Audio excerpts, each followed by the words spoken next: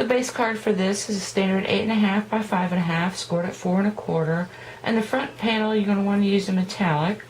So this is 5 by 4.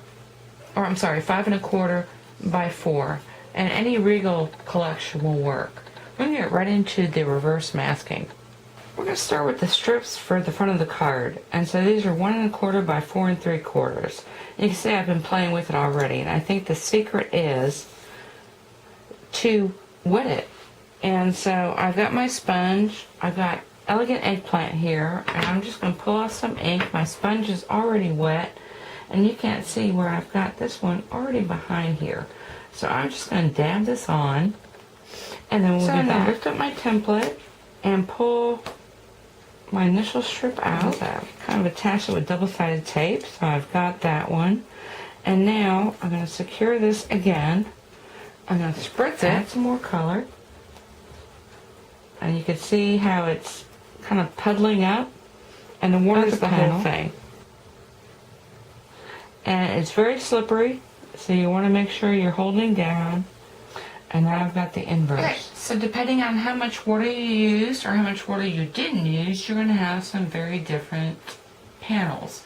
And so now all I'm going to do is create the mats using my Elegant Eggplant cardstock, and it's going to be 1.5 by 5.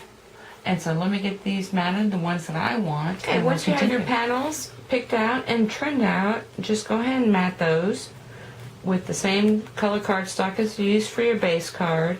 Put your panel on there, and now you want to create some stars. So whether you use a Big Z die, or whether you use the star templates, either one works. And I cut out a bunch. So in my colored cardstock, in my metallic, and in white. And I'm positioning them on my card front. Okay, so I finished placing and layering my stars on the card front, and then just added a couple ribbons. So panels, back panel, stars, and ribbons. Now you can see where I've got the white. I chose not to leave it stark white, but kind of hint at what stamp I'm going to be using on the inside. And of course, I had 2 extra panels.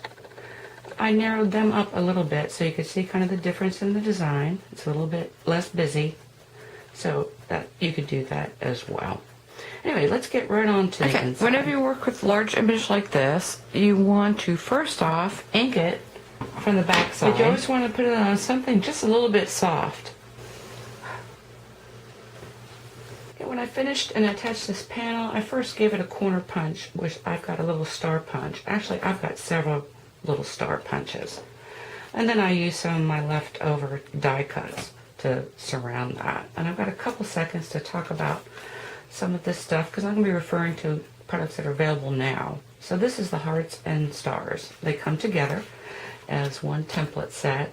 And of course I've used stars. Now they do have a itty bitty accents punch pack that gives you a little star and a little heart.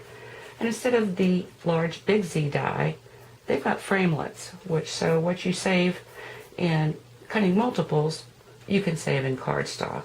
And so I'm going to refer to the stars and the hearts. Anyway, I hope you took something with you can use in your own card making. Thank you for watching.